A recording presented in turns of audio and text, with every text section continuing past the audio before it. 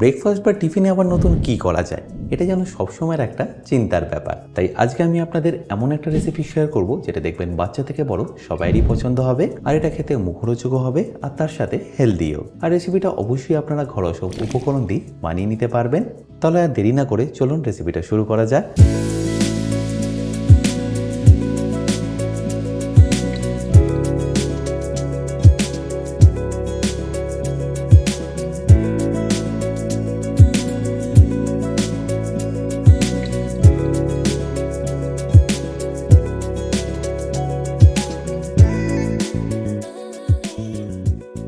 By the way, আমি chef Atanu, আপনারা দেখছেন অতনু রান্নাঘর। আর আজকে আমাদের রেসিপি হেলদি ব্রেকফাস্ট বা টিফিনে। তাহলে এই রেসিপিটা বানানোর জন্য আপনাদের ময়দাও লাগবে না, আপনাদের আটাও লাগবে না। যেটা নিয়ে নিতে হবে সেটা হলো সুজি। আমি এখানে 500 গ্রাম সুজি নিয়ে নিয়েছি। আপনারা যদি পরিমাণে কম করতে চান সেক্ষেত্রে আপনারা কমও নিয়ে নিতে পারেন। তারপর আমি এখানে 500 গ্রাম সুজির জন্য দিয়ে দিচ্ছি 150 গ্রাম টক দই,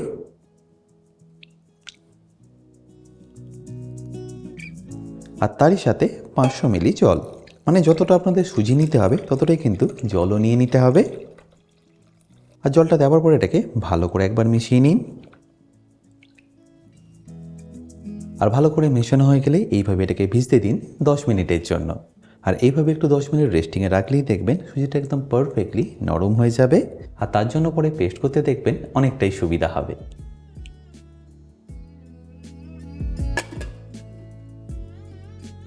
আচ্ছা, এবার আমি এর স্টাফিংটা রেডি করে নেবো। তার জন্য একটা ফ্রাইং প্যান নিয়ে আমি এখানে গ্যাসটাকে অন করে নিচ্ছি। আর গ্যাসটা অন করে আমি এর মধ্যে দিয়ে দিচ্ছি অল্প একটু বাটার। এবার এই বাটারটাকে একটু মেল্ট হতে দেবো।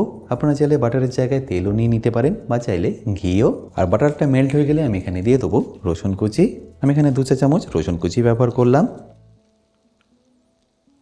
আর তারই সাথে দিয়ে দিন অল্প একটু কাঁচা লঙ্কা কুচি। যদি বাচ্চারা খায় সেক্ষেত্রে আপনারা এখানে কমও দিয়ে দিতে পারেন। তারপর এটাকে ভালো করে একবার মিশিয়ে নেবো।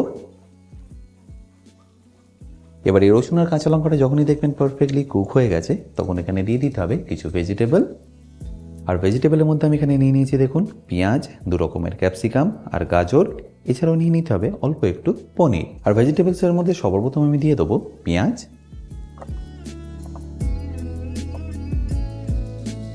তারপর এটাকে মিডিয়াম টু লো ফ্লেমে ভালো করে একবার ভেজে নেবো। খুব বেশিক্ষণ ভাজার দরকার নেই। যখনই দেখবেন এটা ট্রান্সলুসেন্ট হয়ে গেছে বা কালারটা একটু চেঞ্জ হয়ে গেছে তখন এখানে বাকি ভেজিটেবলগুলো অ্যাড করে দিতে হবে। কারণ বেশি ভাজলেই পেঁয়াজ থেকে জলটা ছেড়ে দেবে আর টেক্সচারটাও কিন্তু চেঞ্জ হয়ে যাবে। দেখুন 30 থেকে 40 সেকেন্ড হয়ে গেছে, পেঁয়াজের কালারটা একটু চেঞ্জ হয়ে গেছে। এই স্টেজে আমি এখানে অ্যাড করে দিয়েছি গাজরটা।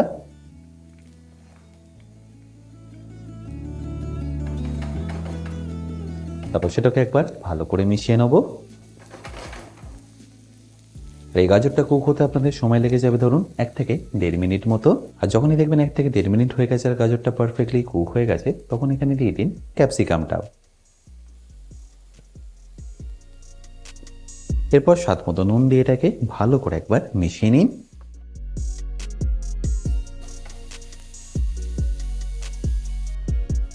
আর ক্যাপসিকামটাও পারফেক্টলি কুক হয়ে গেলে আমি এখানে দিয়ে দেবো পনিরটা।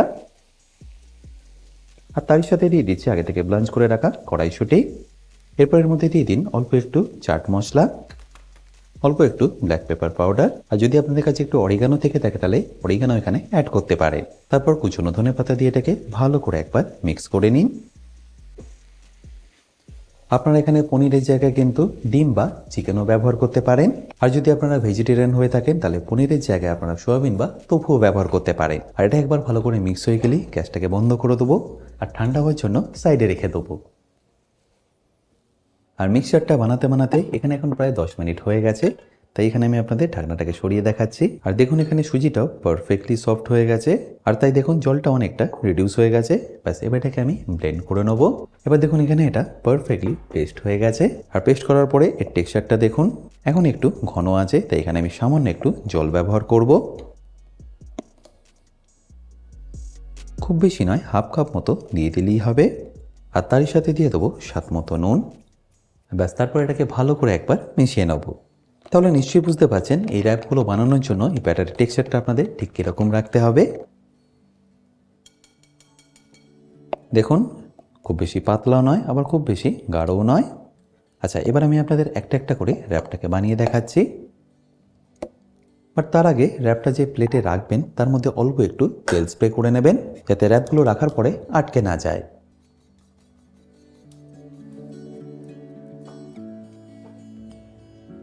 আর এটা বানানোর জন্য আমি এখানে ননস্টিকের চাটুনি নিয়েছি, যেটাকে আমি হালকা একটু গরম করে নেবো। খুব বেশি কিন্তু প্রথমে গরম করবেন না। আর হালকা একটু গরম হয়ে গেলেই আমি এখানে দিয়ে দেবো ব্যাটারটা।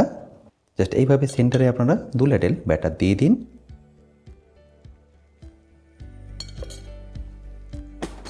তারপর হালকা করে ঘুরিয়ে নিন, যাতে একটা রাউন্ড শেপ হয়ে যায়।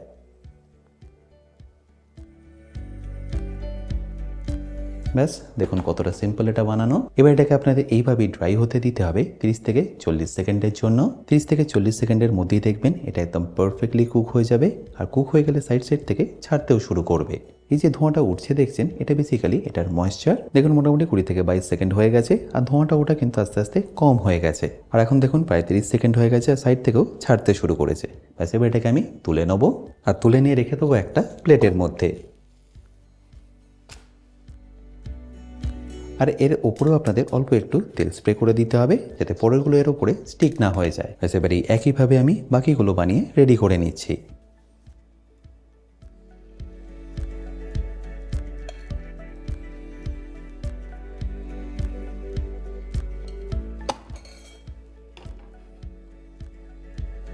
এটা বানানোর জন্য কিন্তু আপনাদের আলাদা করে ননস্টিকের মধ্যে কোনো রকম তেল বা ঘি লাগাতে হবে না।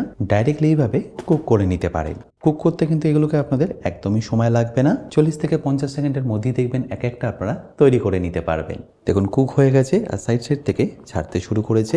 ব্যাস, এবার এটাকে আমি তুলে নেবো।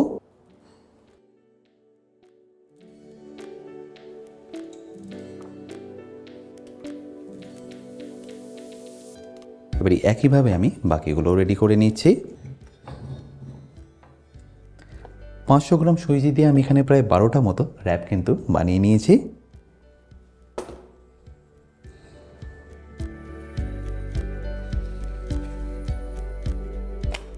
তাহলে সবকটা র্যাপ এখানে আমার বানানো হয়ে গেল। ব্যাস, এবার এটাকে আমি আপনাদের ফাইনাল রেডি করেও দেখাচ্ছি। আর এপাশে দেখুন মিক্সচারটা এখন পারফেক্টলি ঠান্ডা হয়ে গেছে। ব্যাস, এইটা যে আপনাদের এর মধ্যে দিয়ে দিতে হবে অল্প একটু মোজারেলা চিজ। চিজটা কিন্তু একদমই অপশনাল, আপনারা যদি না দিতে চান তাহলে নাও অ্যাড করতে পারেন। আর চিজটা দেওয়ার পরে এটাকে ভালো করে একবার মিশিয়ে নিন।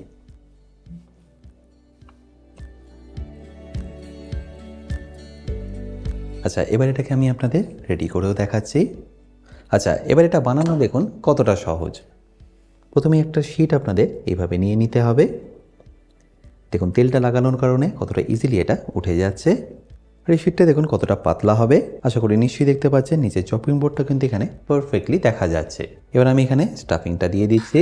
স্টাফিংটা আপনাদের ঠিক এরম জায়গায় দিয়ে দিতে হবে।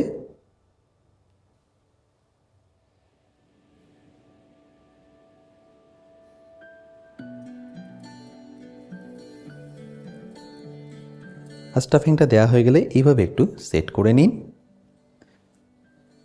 তারপরে এই 2 সাইড আপনাদের প্রথমে এইভাবে মুড়ে দিতে হবে।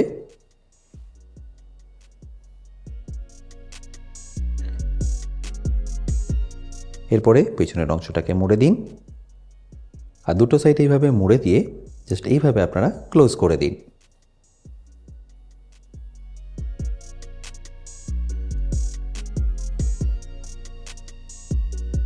দেখুন, তাহলে নিশ্চয়ই দেখতে পেলেন এটা বানানো কতটা সিম্পল।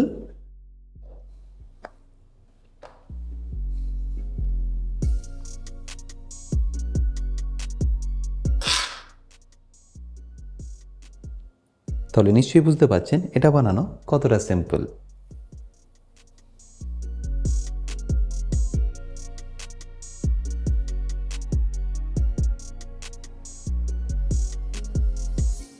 এবার একটা গ্রিল প্যানকে ভালো করে গরম করে আমি অল্প একটু ঘি এখানে ব্রাশ করে নিচ্ছি। তারপর আমি র্যাপগুলোকে ঠিক এইভাবে দিয়ে দেবো। যেদিকটা আপনারা সিল করেছেন সেদিকটাই আপনারা প্রথমে নিচে দিয়ে দেবেন। আর একটা দিকে মার্ক চলে আসলে অপর দিকটা আপনারা ওই একইভাবে কুক করে নিন।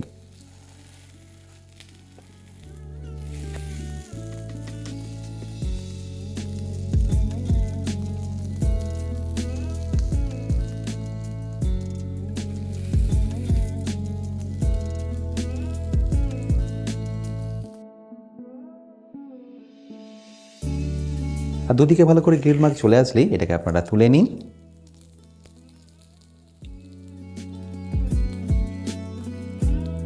তাহলে নিশ্চয়ই দেখতে পাচ্ছেন এটা কত পারফেক্টলি কুক হয়ে গেছে, আর ভেতরে কিন্তু এখন চিজটাও পারফেক্টলি মেল্ট হয়ে গেছে। এটা আপনারা একটা বা দুটো কিন্তু একজনকে সার্ভ করে নিতে পারবেন।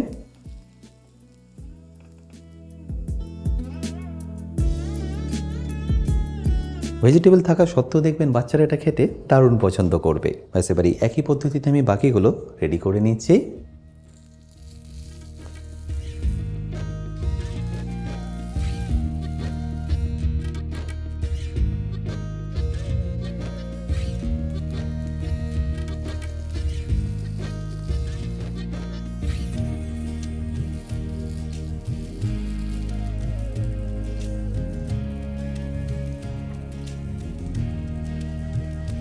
আর দুদিকটা হয়ে গেলেই আমি এটাকে তুলে নেব। দেখুন কত সুন্দর কালার চলে এসছে দুটোতেই।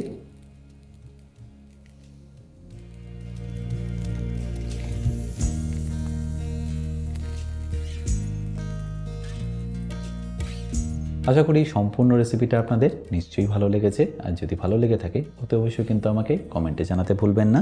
বাই দ্য ওয়ে, আমি শেফ অতনু, আপনারা দেখছিলেন অতনু রান্নাঘর। দেখা হচ্ছে আপনাদের সাথে একটা নতুন রেসিপি নিয়ে নেক্সট এপিসোডে। ভালো থাকবেন, সুস্থ থাকবেন।